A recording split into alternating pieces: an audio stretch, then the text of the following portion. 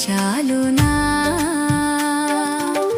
గర్భఫలమైన నా జ్యేష్ఠ పుత్రుని నీకిచ్చిన చాలునా